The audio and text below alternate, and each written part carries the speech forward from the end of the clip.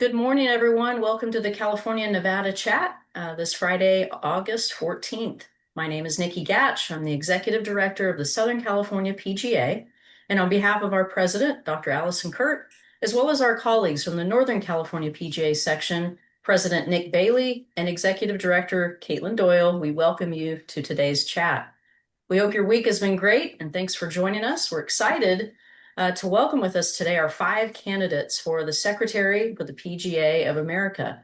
All section leadership will be meeting with these great folks next week in Dallas for the regional meetings, where we'll be spending more time with them, getting to know them a little bit better, talking about their campaign platforms and their priorities. So I'd like to welcome with us today Jared Barnes from the Utah section, Paige Cribb from the Carolinas section, Larry Kelly from the Connecticut section, Russ Libby, North Florida section, and Steve Parker from the Northern Ohio section. Welcome to all of you. Again, we're so glad that we were able to make this work and coordinate all of your schedules. We're going to kick this off by having each of the candidates take 2 to 3 minutes to introduce themselves to you, talk about their campaign platform and some of their top priorities. And then Caitlin and I will sort of tag team some questions. If you do have a question, please type it into the chat. We will do our very best to address each question, but we do have some predetermined questions that we do want to get through. If we don't have time during the chat to answer all those questions, we will be sending those questions to each of the candidates, and they can then follow up with you directly. I also want you to know that the questions Caitlin and I are going to ask were not shared with the candidates. We wanted them to give us some unfiltered and unscripted answers, which I know they will. So let's start by getting to know these great people, and I'm just going to start in alphabetical order. So Jared, let's kick it off with you first. Thank you. Yeah, thanks, Nikki, and thanks to all of you for having us, for taking the time to join us and get to know us 5. My name's Jared Barnes, and it's a privilege to be a candidate for Secretary of the PGA of America. I'm the head golf professional at Cedar Ridge Golf Course in Cedar City, Utah. We're down in southwestern Utah. It's my hometown. It's where I grew up. It's the golf course where I learned the game. I went to college here at Southern Utah University, played college golf, and upon graduating, knew I wanted to be a PGA member. Well, that was after spending 9 months in a cubicle as an accountant. Then I knew I wanted to be a PGA member. So moved to the Salt Lake market and spent almost 20 years up there at 3 different clubs, Willow Creek Country Club as an assistant, and that's where I became a PGA member, and then 2 other clubs as a head golf professional. And was fortunate in 2014 to return home to my hometown, where we've raised our kids here at the golf course. We're a very busy public facility. It's been fun to have my kids here, and they've all worked for me over the time, and they all play, and it's just been a great place to raise our family. I love to teach. I love to play. I'm an operator. I love to get out and enjoy the game with our customers and our members. And I love providing golf for our community here in Cedar. From 21 to 23, I served as District 9 Director, representing Utah, Colorado, and Rocky Mountain sections. Like all board members, was involved in all matters of the association, but my 2 committees I served on specifically was education and the budget committee with the degree in accounting. That's where President Richardson plugged me in and served there until the end of 2024. Upon rolling off the budget committee, I currently serve on the properties committee, which is our properties down in Port St. Lucie. So there's definitely some things going on down there. But like I said, it's a privilege to be a candidate for secretary. I did run 2 years ago and really enjoyed the process, and was really proud of the race we ran and the finish that we did. And we finished with some great momentum. We did finish in second, but a strong second. And after some real thoughtful discussions with family and people around the country, I made the decision to get back in, and I'm so glad I did. These last 3 months of the campaign have just been fantastic to reconnect with friends and sections from all around the country. So I look forward to the next hour. Look forward to being with my 4 friends and fellow candidates, and thanks again for the time. Thanks, Jared. Paige. Well, good afternoon. Thank you, Nikki. Good afternoon from South Carolina. It is great to be here with everybody. Seeing these guys been a few minutes. So a little bit about me. I am at Coastal Carolina University, going into my 18th year in our PGA Golf Management program. Pretty exciting time. Classes start next week. So when I'm back the week after, I'll have a new crop of young people sitting in the seats. We'll be going over level one teaching and coaching. So exciting. And like I said, I've been doing that 18 years, and 15 years prior was in the Myrtle Beach, South Carolina, golf capital of the world, in that market. So as I was an apprentice working on becoming a member, I was an assistant golf professional and then a head golf professional for around 9 years before the opportunity to go to the university. And much like Jared, I did serve on the national board as well, actually with Larry and Russ and Steve, and rolled off the board in 2025 representing District 10. So the Carolinas, Kentucky, and Middle Atlantic. And it really was that time. There wasn't one specific moment that said, "Hey, you should run for secretary." It was more in line with one of the mottos, I guess you could say, mantras I've talked about is to get a little better every day. And as I rolled off, looking back, it's we do a lot of things. The association does a lot of things very, very well. We could get better, and we can get better together. And with that, I do have three member impact areas that I want to focus on that will impact us, the PGA member. One of those would be the career consultants. Sorry, I'm fighting a little cold. Probably not the best time to be fighting a cold. Double down on our career consultants. They're one of our greatest strengths, totally impacting us, elevating us, impacting our careers. A lot of momentum in that department right now. And then the career profile that we're going to learn more about, I definitely want to champion that. We're going to have the tools right in front of us on Member 360 to get as good as we want to be for that job, whether it's that next job or a different job in the industry. Member impact area number two, strategic planning. If we have the board and our section officers and our executive directors working together for the common good, driving resources to our section, exploring tier 3 opportunities and driving resources. If they're going to the sections, they're impacting us, the member, and then allowing us to impact the members, the golfers, our community. And then member impact number three is branding. And it's not $1 million rebranding. Goodness, I'm not talking about that. Let's attack our social media channels. A day in the life of a golf professional, the grassroots professional, talk about what we do, show that to everybody out there that we're the stewards and the caretakers of the game. So quick little introduction, Nikki. I don't know if I kept that at a couple of minutes, but I look forward to the questions and appreciate being here. Thanks, Paige. Thanks. Larry? Thanks for having me, Nikki and Caitlin. I appreciate the opportunity. And just to clarify, Nikki, I'm from the New England section, not the Connecticut section. Sorry, But my bad. but My but bad. I love Connecticut because they're in my district. Okay, so just be clear on that. So quickly, 30-year PGA member. I've been in the business for about 34 years. My background is diverse. I've worked as a head golf professional at a couple clubs in Vermont, in Boston, Massachusetts, assistant golf professional in Hobe Sound, Florida, north of West Palm Beach. So I've gone up and down the East Coast, so to speak. And then after a while in the green grass side, I transitioned to the off course side, the dark side, as some would say. I was the Cleveland Golf territory manager for Vermont, New Hampshire, and Maine, upstate in the New England region. And then in 2009, I started my own company, EasyGo Distributorship, representing EasyGo in New England and upstate New York. I had about 4 locations, one in New York, New Hampshire, Maine, and Cape Cod.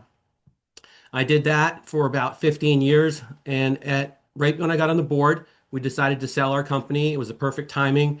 We had done a great job with our company, and it looked good on paper, and so we ended up selling it. And I started doing a little consulting with my fellow PJ members on how to buy, purchase golf car fleets and fleet management. And then kind of a full circle moment for me and my family.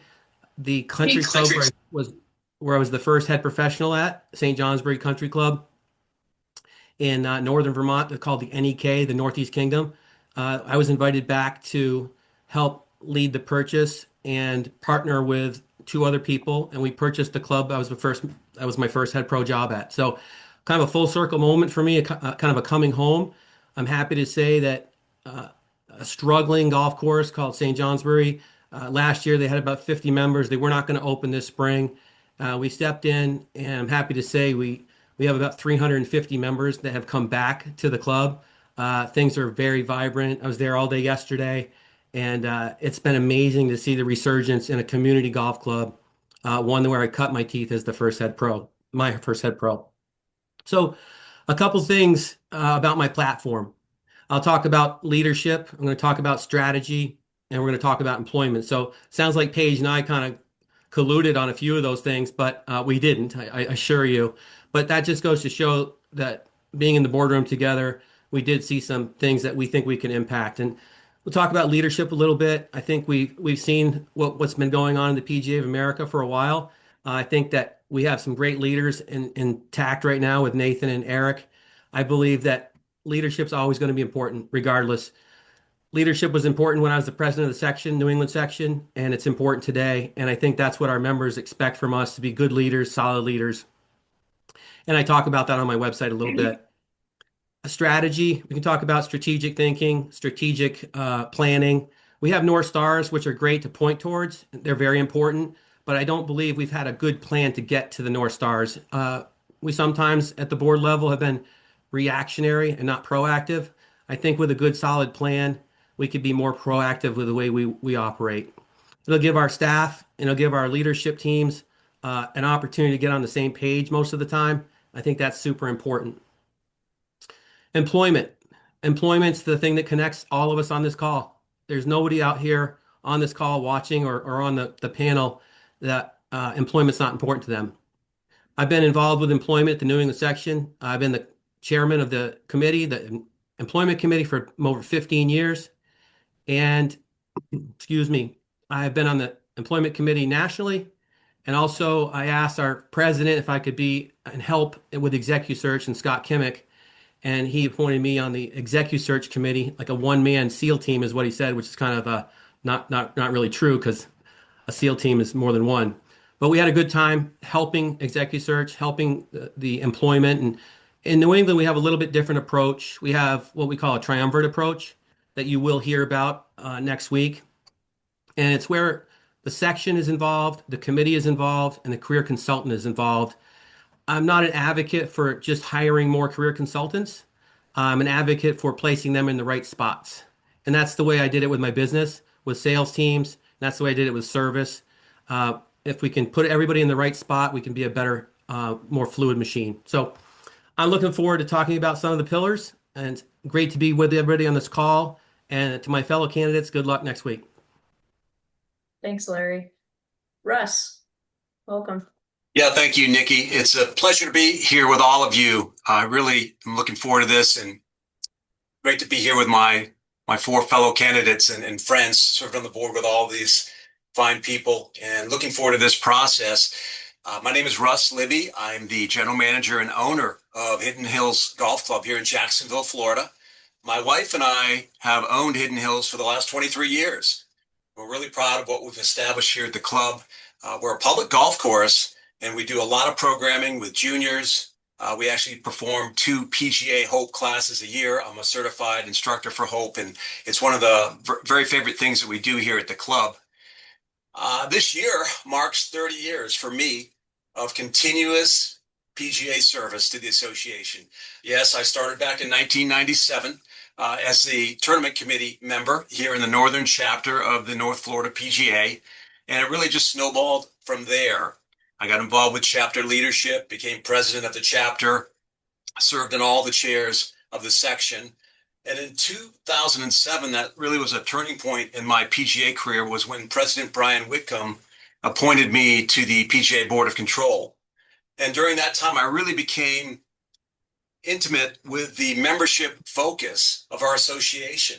Over those 4 years that I served and represented the Southeastern United States, I reviewed and ruled on over 1,400 cases for our members.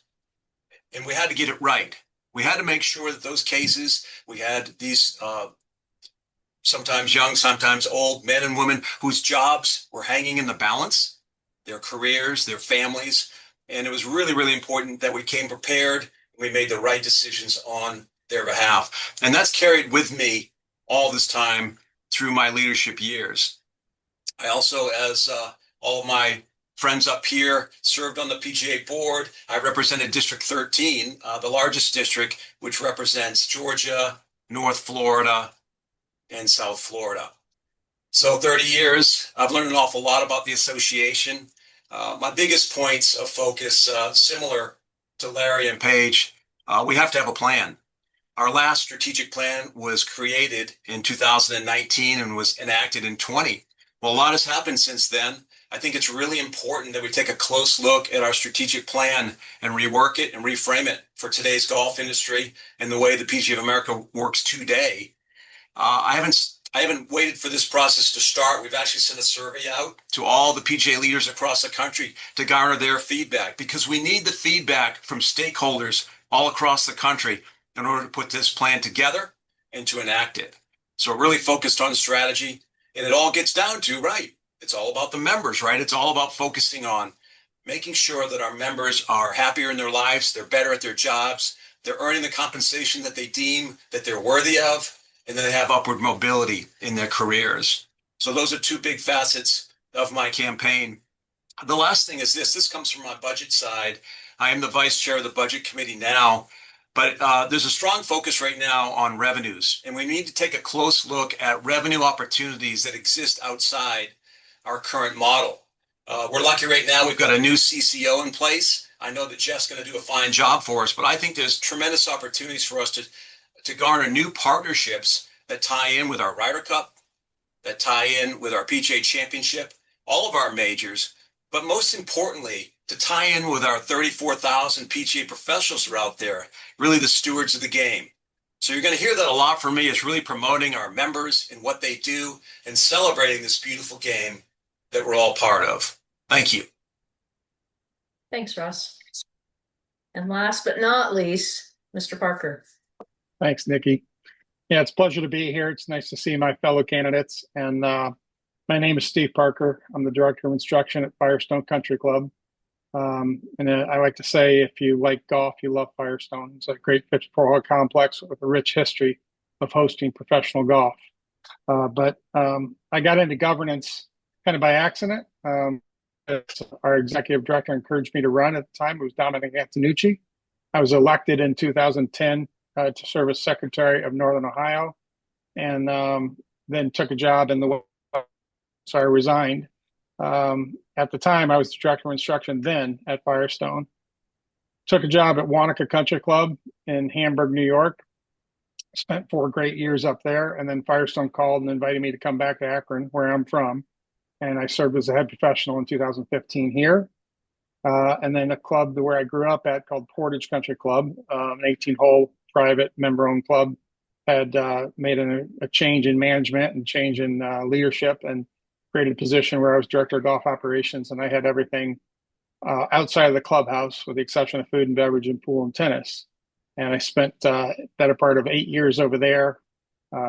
Did that as I served through the chairs. I was reelected as Secretary of Northern Ohio in 2015, served the chairs there. And then, to run for district director came along, and I was elected in that position. I was in the class there with Larry, Russ, and Paige, completing our terms in November. I was encouraged to jump in the race here for PGA Secretary. My passion has always been instruction within the game, but I have served as a head professional and director of golf at several different facilities. I've worked in the public sector and the private sector, but I keep coming back to instruction, and that's where I am at this point in my career, and it's what I enjoy the most, helping others. The platform for my campaign is pretty simple. It's one, greater transparency for our members. It's I can say that, you know, when I first entered the boardroom to now, I think until while we were serving on the board, the trust wasn't there a lot. And I think we have to develop the trust between the C-suite and the board. And then we do have good leadership in place now, I believe, with Terry and with Phil Anderson. I'm optimistic about direction. I've heard from the current board members that it is going in a better direction. And I look forward to being a part of that. I did support Eric and Nathan in their campaign and I think they're going to do a wonderful job moving forward. So I look forward to seeing everyone next week, sharing a little bit more about my platform, transparency, and certainly member focused, and obviously strategy that Larry and Paige alluded to. Strategic, though, for me is we're a very wealthy association, and we have to find a way to not only drive more resources to our sections, but drive more resources to our members. Thank you. Thank you, Steve, and thank you, everyone, for that beginning. We're going to run through some questions. So I'll start this question off with education. So obviously, the PGA training facility and the PGA program have changed a lot over the years. How will you help evaluate if that's preparing our associates for the real world with the modernization going on and the golf business and in the world? How will we be able to prepare them for that? So I did randomly draw ahead of time. So I'm going to start with Russ, and then Larry will be next after that. Sure. Well, actually, I just was on a committee call this morning and got some updates on the education program. So 3.1 now, we've actually got over 12,000 individuals in the associate program now. We're really reaching a high water mark there. And we actually have 1,000 more that are in the qualifying level right now. With the universities and the affiliate programs, we've got as many potential PGA members in the pipeline that has ever been. The other thing that was interesting, since we unveiled 3.1, which was a couple of years ago, we've seen 450 or so qualify with their PGA memberships. And it's taking them about 2 years to do that. The fastest was 10 months. And I would say, Caitlin, that's a little bit of a cause for concern for me, because as you know, going through the program at that rapid a pace, I wonder if they're able to get everything that they need to be the best PGA professional that we can have put forth. So don't get me wrong, I'm a big supporter of 3.1 and the quiz-based program, but we want to make sure that the people coming out are the very best, the brightest, and the most equipped to take some of the jobs that are going to be out there. So our average age right now is 53. Of all of our members, 53 years old is our average. So over the next 5 to 10 years, we're going to see some of that expertise in the industry start to move out. So we want to make sure, right, if we're going to represent ourselves as the experts in the game, we want to make sure that the young associates coming through and becoming members are the very best, the most trained, but also the practical knowledge, right? Getting that experience at their facilities is so critical moving forward. So I think we need to continue to look at that and make sure that we're continuing to refresh the program, upgrade it, and who knows, maybe there's going to be a 3.2 program coming soon that will continue to elevate that whole education and training process. Great. Thank you, Russ. Larry, after Larry will be Paige. Great, thank you. So obviously education is important to all of us as well. When I started my career as a PGA member in 1996, the first thing I said was, how can I help? And I think everybody's in that same mantra. And they asked me if I'd be the education chairman for the Vermont chapter. And I remember doing education seminars for course construction. We were walking around in the mud and the rain, 15 of us, but we had a blast, and we all remembered it later on, 10 years later. So education's important. And then when I went to Massachusetts in the Boston area, they asked me, because I had experience, to be the Eastern Mass chapter education chairman.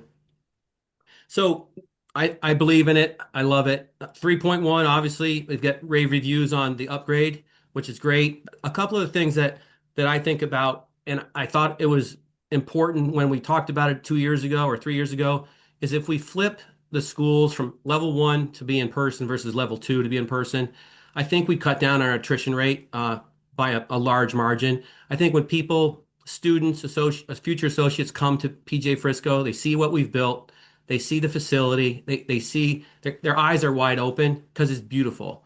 And I think they have a greater appreciation, and they will walk away with a greater appreciation for what we offer as an association. So we talk about recruitment, but we might not have to be hard at recruiting if we flip the two schools, and we'd have less attrition. In New England, we have the NEPGA University. You can go on our website and check that out, where golf professionals are getting, we put a bunch of videos and a bunch of tutorials online. We sign up for a fee, and you can run through those and get a bunch of credits. We actually did that on our website, one of the first in the nation to do that. And then we have a regional model where we have 10 sections that are part of an education program, and they all participate, mostly Eastern, the Northeast, but we do have Pacific Northwest as well. And you'll hear next week a little bit about that. But also, if we have 10 sections that have taken advantage of it, why not all 41 of us? I'll give you Hey, an you got to keep example. this closed. I'll give you an example. When this past winter, I moderated a golf professional of the year, and we had 4 different golf professional of the year people on from different sections, and we had a question and answer, and it was a great mentorship type education program, and I got a lot of feedback on how good that was. And then we did what we call the awards winner series, and we did all the different award winners throughout, and got great traction throughout the region. So the last thing I'll talk about is mentorship. That's part of education. I think we're all big fans of mentorship. We've all been mentored in our career by somebody or multiple people. I think we have to get back to a stronger program with mentorship, and we'll talk about that next week as well. Thank you. Thanks, Larry. Go ahead, Paige, and after Paige will be Jared. Right. Thank you, Caitlin. Yeah, I'm very fortunate to be knee deep, I guess you could say, in education with associates and definitely with students. And so, with the 3.1 education, what I'm finding is if we just think about what it's there for, and I tell this to students, and I'm also tell this as mentoring associates, it is to provide the minimum requirements for you to obtain membership. That doesn't mean it's weakened. It means it's the process. And I talk about this a little bit with students, and we do as a department. If we were to be go to real estate, go into want to be a CPA, want to be in law enforcement, there is a test to pass. There are processes to get through it. So I have seen it, and I say that because education it does fall on that, even if they're getting through it, and they do. There's some that are getting through it pretty quick. Student wise, it's 4.5 years to get through a university program with internships. So there's now intertwined in the education AI, which I think is awesome. That no doubt that Dawes and his department will be tweaking the education to meet some of the needs that are out there. And in the interim, we've got a huge opportunity to be able to partner with the CMAA, with Golf Course Superintendents Association, with AGM to continue that education when we're out there working. What skills do we need that's going to make us better out in the field? So I feel very confident where the education is, and I'll go back to it again. It's the process to then become a member. It's once we're out there and going into mentoring as well, we get in that job and we get with someone. That's where we learn, we get our hands dirty. And so, yes, education is hugely important to me. And we're headed in a good direction. We do have, as mentioned, a big pipeline in level 1, level 2, level 3, and it's going to be needed. One of the things I can see, even with our graduates that are out there and talking to members out there, you've got those head professionals moving into those club manager roles, and then eventually those GM roles. So we need some people to hit from those assistants and be prepared to be the head golf professionals. So I feel very secure that we've got a good pipeline and a strong pipeline, and it'll continue to get better. This career profile is definitely going to enhance where education's headed. So thanks. Go ahead, Jared, and then we'll finish up with Steve. Yeah, thanks, Caitlin. And I've just been thinking as I've listened to my friends talk, it's interesting how education, just like everything in life, just continues to evolve and change. I remember graduating from the GPTP program in the year 2000, and the big binders and the big boxes that we would get from UPS. And now we're talking about AI and Education 3.1. And kudos to Dawes and his team. As I mentioned earlier, I did serve on the education committee as the board liaison during my time in the boardroom, at which time Education 3.1 was rolled out. And I don't think there's ever been a better program to educate our associates to be ready to come out. And we look at our pipeline, as the others have mentioned, over 12,000. Russ, what a big number. So I think we've done a fantastic job providing a great tool to educate our associates and get them out and get them ready. Our career consultants have done an amazing job the last few years in raising compensation. So I'm going to take it just a little bit different and say I think it's a little too early to know Education 3.1's impact on our association.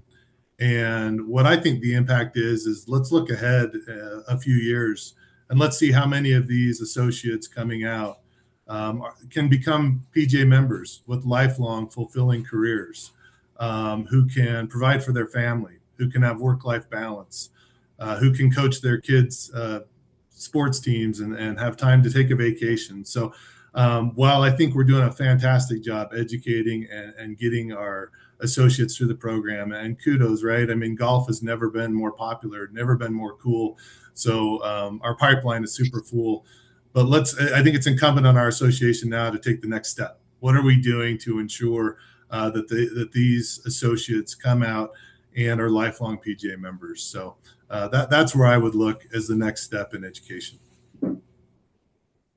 Thanks, Jared. Go ahead, Steve. Thanks, Caitlin. I think mentorship is very important, and we've kind of lost that through in-house. We don't have adjunct faculty anymore. It's all in-house. And I think it's important that we put together some workshops from some of our best and brightest, our award-winning PGA members that want to participate in education and teach their real-world experiences. It's alarming to me, the number of associates right now. We've gone down this path once before, and it's basic supply and demand. If we overflood the market, that doesn't help with compensation. It doesn't bring value to our membership. So I think we need to be careful about how we do this.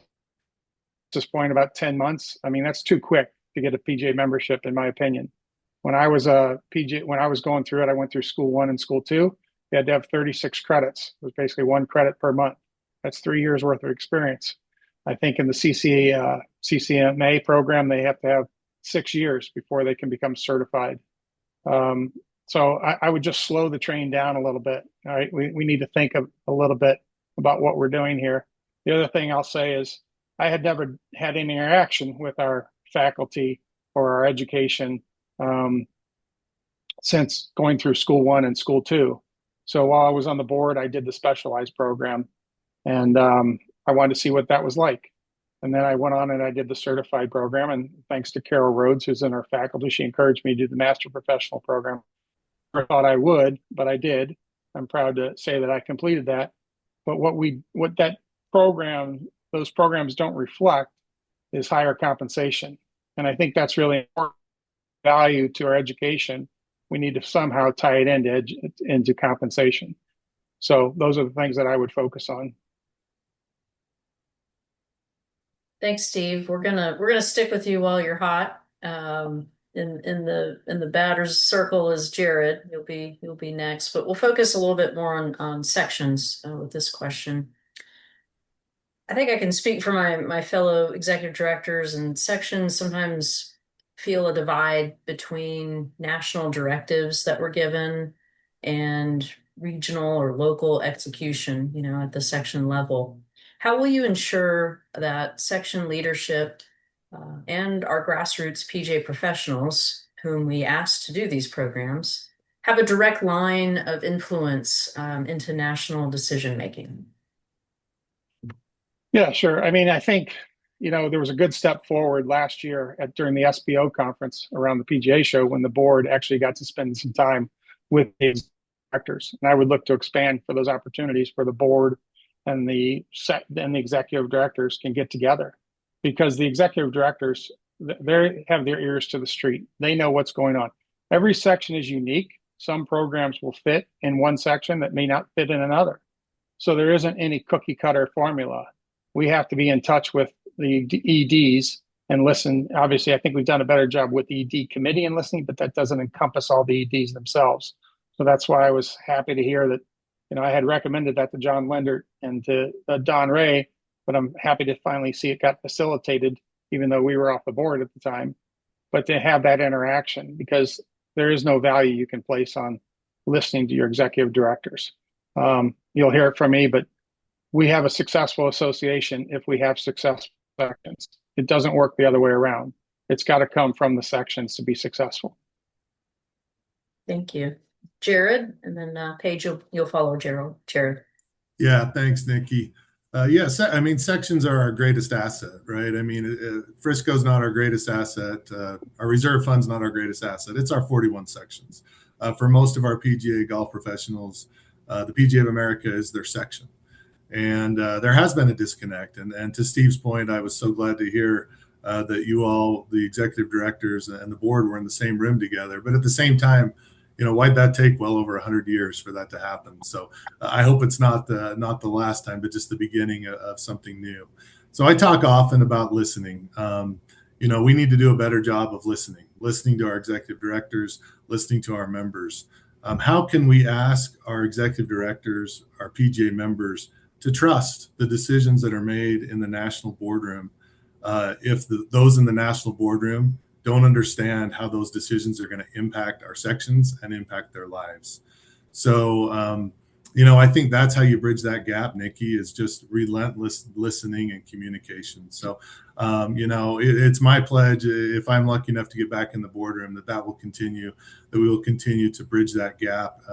So that we're all rowing together in the same boat, so that there can be trust. Because when there's trust, then when decisions are made, whether it's the decision that was the popular one that you wanted or not, at least you understood that you were listened to and you were heard.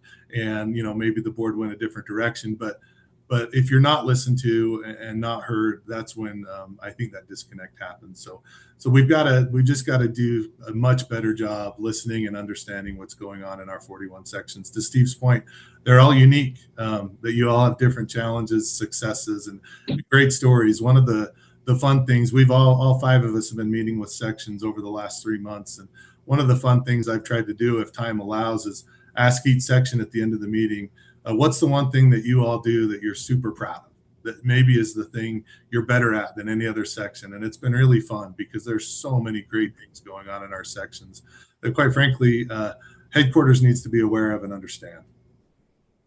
Great. Thank you. Paige, and then Larry, you'll be next. Thanks, Nikki. This is really in line to what I would call, my member impact focus number 2.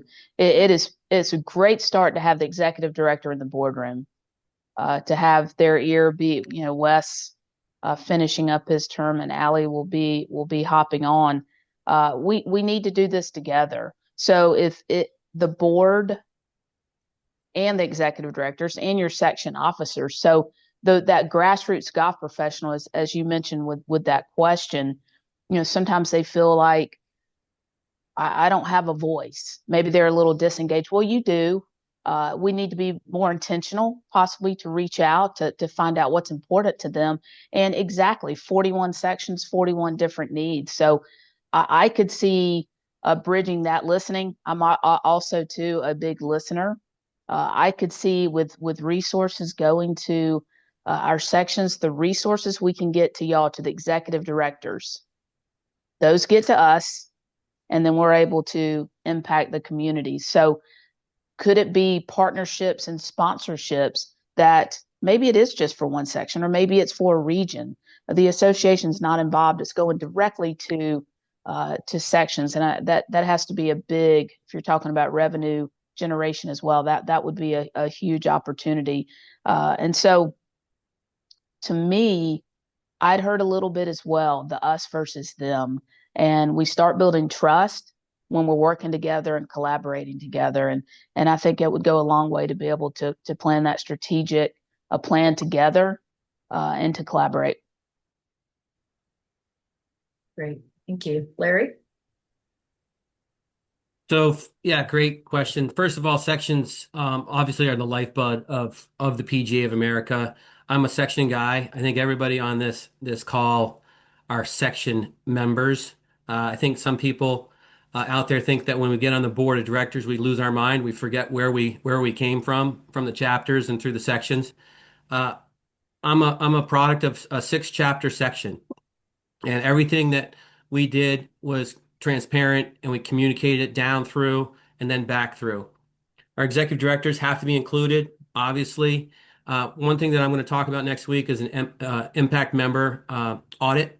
And when we talk about that, everything that we do nationally has to be run through sort of a system, through the executive directors, through the committees, through the board. And I'll tell you right now, if it doesn't impact the member in a positive way, I won't support it. So being in the board for the last 4 years, I believe we got a little too corporate. We did get too corporate. We have to continue to communicate. I think we're less corporate now, and I think that's going to be positive. We obviously have two sides to this business, but we have to always keep in mind what the member's needs are and the section. So if you're looking at competition, I think there has been a competition between sections and Frisco. And I think we have to change that, and that's going to come through communication and full transparency. So sections are the only way we're going to improve the PGA and bringing everyone into the conversation. So thank you. Thank you. Russ? Yeah, thanks. Not to be redundant, but I agree. Most all good things that happen within the PGA of America, they happen on the section level. And I would go further and say most members that we know, when they think about their PGA, they think about their chapter or their section. That's where they go and play most of their tournaments. That's where they go for education and fellowship, education, training, mentoring, you name it. It happens on that local level. So we know this. We know the top-down approach just does not work. So when National puts forth programs, initiatives, and they really don't canvass the executive directors, the section leaders, and the grassroots PGA professionals, it's probably going to be a tough road to hoe. So we need to keep that in mind. And I'm going to say this, technology these days, modern technology has really advanced to the point where we can do a way better job of reaching out and soliciting feedback. All the stakeholders. So whether it's the executive directors, whether it's our members, whether it's the boards of each section, we really can get that feedback, ask the questions, and we can do that. We can do that through Member 360, which is a program we have now in the PGA of America. We have a PGA app that has the ability to push out questions and actually get feedback. So those are the types of things, utilizing modern communication to make sure that when we make decisions, we're actually asking the stakeholders what's most important to them. Great. Thank you, Russ. Thank you, everyone. So we're going to keep with you, Russ, and snake it back again. So this one will be around, PGA members. So obviously, there's a lot of challenges that PGA members face nowadays. How will PGA of America and sections be able to alleviate those challenges for our members moving forward? And after you will be Larry. Any specific challenges that you want me to touch on? No, floor's yours. Okay. All right, good. Well, that's a loaded question, but I would say this. I think right now, if we just look at the economy, there's a lot of good aspects to it, but I think with inflation, people are struggling. My goodness, I just went out to buy a steak the other day, and I about fell down in the grocery store, right? So gasoline, groceries, things of that nature, it's expensive, right? And it puts a burden on all of us. So I think compensation has been discussed. I think the PGA professionals are the best in the business. They're the experts, and golf is booming. So I think compensation is a big thing for us to focus on. And I think we need to continue to align with the people that are making the hiring decisions. So the club managers, the NGCOA, but also our PGA professionals that have elevated themselves to those particular positions. We need to take a look at management companies that are out there and make sure that our PGA professionals are earning what they're really justly deserving in the expertise that they bring to the facilities. So I think that's one of them. I think the other thing that I see with our members that's a real challenge is a little bit of feeling like they're not connected. And this ties back into what I was saying earlier about outreach. And I know that we have the tools and the capabilities out there to start asking more questions, because I believe when our members actually see us and hear us asking for their input, they know we care. And that's the first step for us of really inviting them into this big circle we call the PGA of America and letting them know that they're a big part of our success. So breaking down those barriers and making people feel really, really proud to wear that PGA badge on their chest. I think that's going to be one of my goals. I'm going to just say this. We probably have all heard one of our friends or a fellow section member say, what do I really get for my PGA dues every year? And it will be my goal in 6 years when I wrap up, hopefully, my presidency of the association, that we can see more and more PGA professionals feeling like they're part of something really special, something bigger than themselves, and be really, really proud to say that they're a PGA member. Thanks, Russ. Go ahead, Larry, and then Paige will be next. Yeah, Russ hit on some good things there. Challenges, obviously compensation. How do we improve compensation? How do we make that an opportunity for our professionals to prove their worth? I think some of the things that we talk about, or I'll talk about anyway, are, how do we tell that story? We don't tell the story very well. And so I have an idea that we should tell that story, and we can do it right in our sections, bringing people together, owners, operators, boards, presidents, getting them together in the same room, telling our story, and then also having the career services department help tell that story as well. So when you're looking at the positives, I mean, the positives right now, whenever I have a section call, I'm asking these two questions. And I'm asking, what do you like the best about the PGA of America?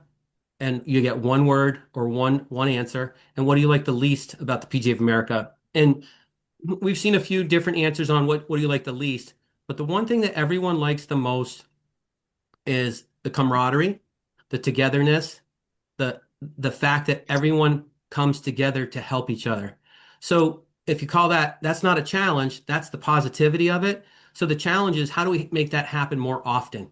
How do we get people to believe that we're here to help you, not necessarily be an obstruction? So the challenges as we move forward, as Russ talked about, prices of everything, work-life balance is one big thing. That's changing. I've seen it change.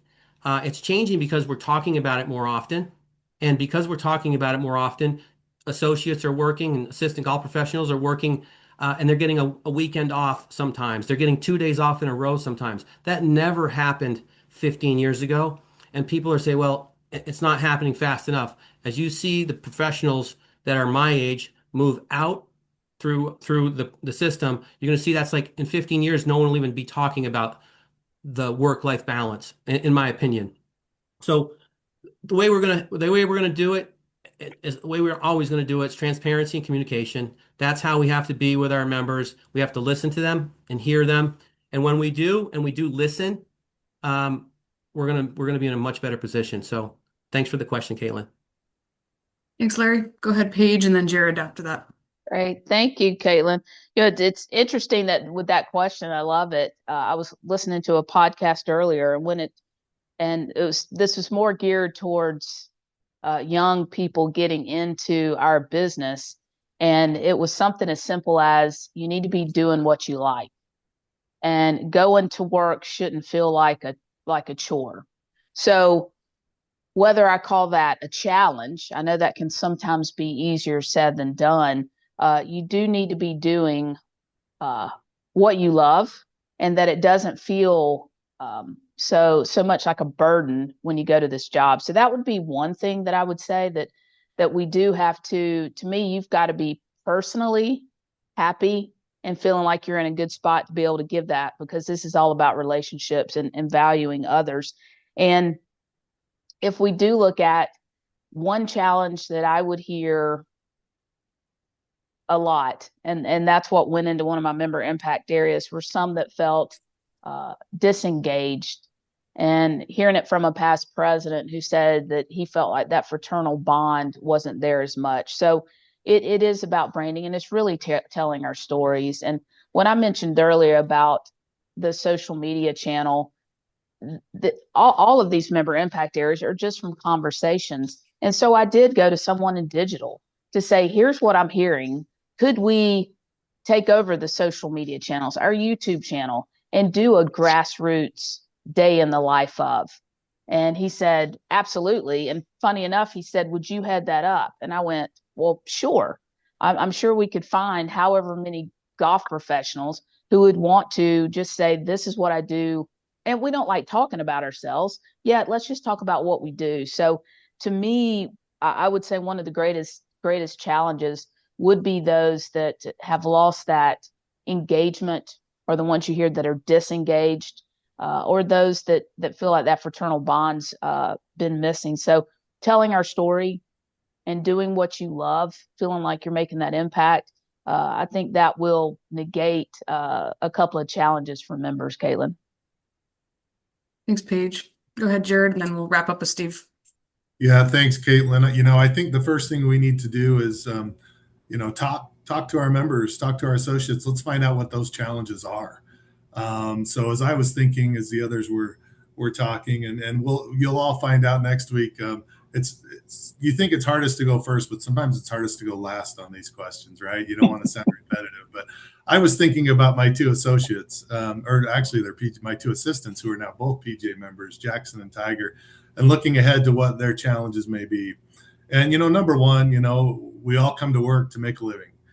So compensation clearly, I think, is the number one challenge. To Russ's point, with inflation, is compensation keeping up, and we're doing a tremendous job as an association with our career consultants, increasing that compensation. However, I'd like to do a deep dive into that study, because I think it's probably skewed by the high end jobs that are pushing that number up over the $100,000 mark. And kudos to all of those who have those jobs making great money. But there's still a lot of golf professionals around the country, head professionals, who struggle with compensation. One of the ways I think we could really work on that is more jobs similar to what I have. I have the opportunity to own and lease the golf shop and the food and beverage from my municipality. And they were very clear when I came to work for them 12 years ago that was to help offset what they were able to pay in a salary to me, so they could get somebody good that wanted to stick around and make a career here. And I think those are opportunities all around our country. PGA penetration in some areas are only 50, 60%. I think if we had more of those type of opportunities, it would help compensation, which alleviates a challenge, and also get more PGA penetration into some of these facilities. And then, the second challenge, when I think about my two young PGA members and assistants, and it's been talked about a lot, is balance, life balance, right? As an assistant golf professional at Willow Creek Country Club, I worked 13 out of every 14 days. Me and the other assistant took every other Monday off. And those days are over. Our young assistants won't do that. I talked to Lucas Brick, our career consultant, just a couple weeks ago, and he talked about how not only younger associates, but our seasoned golf professionals are turning down jobs with higher compensation in order to have the life balance that they want and they need. So I've never talked to anyone who's left our golf business because they don't like the game of golf. They love the game of golf. Just sometimes the challenges that it presents, whether it's the long hours, the weekends, the holidays, compensation, just some of the things we've talked about. So I would love to see that be more. That's why I called Lucas, is how much does he talk to employers when he goes in on a potential job, not just about compensation, but about everything else. And quite frankly, he said not a lot. So I think that needs to change. I think our career consultants, that needs to be a bigger part of the package that they take in, whether it's for head golf professionals who have been there 25 years that are being replaced, that maybe didn't believe or live work-life balance, and that needs to change for the next person coming in. So I think that's one way we can really help alleviate some of those challenges. Thanks. Great. Thanks, Jared. Go ahead, Steve. Thanks, Caitlin. Yeah, I would just say that, I'm proud to come from Northern Ohio. And if you look at the section surveys from 2025, Northern Ohio has one of the highest member satisfaction rates. We've done a lot of great things for our members here in the section, and we listen to our members. We're transparent with our members. Transparency builds trust, but you never know when a member is going to have a good look at something that we're being transparent, whether it's financials or our programming, whatever we do, and they're going to develop another good idea that can be passed along to help their fellow PGA members.